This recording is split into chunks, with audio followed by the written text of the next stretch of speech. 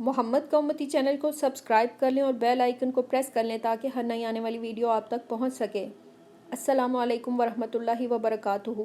محمد کا امتی چینل کی طرف سے آج میں آپ کو جو حدیث سناؤں گی اس کو سننے سے پہلے ایک بار نبی صلی اللہ علیہ وآلہ وسلم پر درود پاک پڑھ لیں۔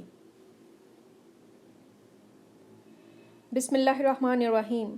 حضرت ابو ہریرہ رضی اللہ تعالیٰ عنہ نبی صلی اللہ علیہ وآلہ وسلم سے روایت کرتے ہیں کہ آپ صلی اللہ علیہ وآلہ وسلم نے فرمایا، میت قبر کی طرف جاتی ہے تو آدمی کسی قسم کی گھبراہٹ کے بغیر اپنی قبر میں بیٹھ جاتا ہے۔ پھر کہا جاتا ہے تم کس دین پر تھے؟ وہ کہے گا اسلام پر۔ اس سے پوچھا جائے گا یہ آدمی کون تھے؟ وہ کہے گا اللہ کے رسول محمد صلی اللہ علیہ وآلہ وسلم۔ وہ اللہ کی طرف سے معجزات لے کر ہمارے پاس تشریف لائے تو ہم نے ان کی تصدیق کی۔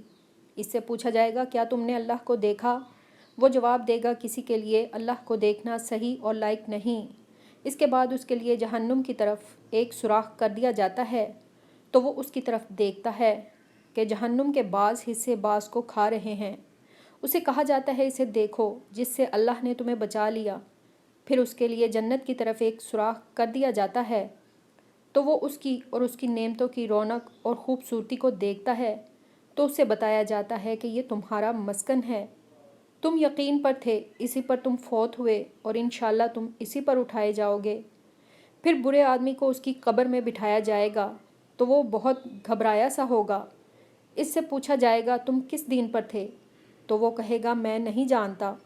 پھر اس سے پوچھا جائے گا یہ شخص کون تھے؟ وہ کہے گا میں نے لوگوں کو ایک بات کرتے ہوئے سنا تو میں نے بھی ویسے ہی کہہ دیا۔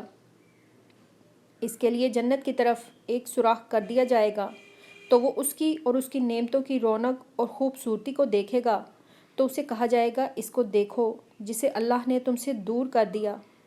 پھر اس کے لیے جہنم کی طرف ایک سوراخ کر دیا جائے گا تو وہ اسے دیکھے گا کہ اس کا بعض حصہ بعض کو کھا رہا ہے۔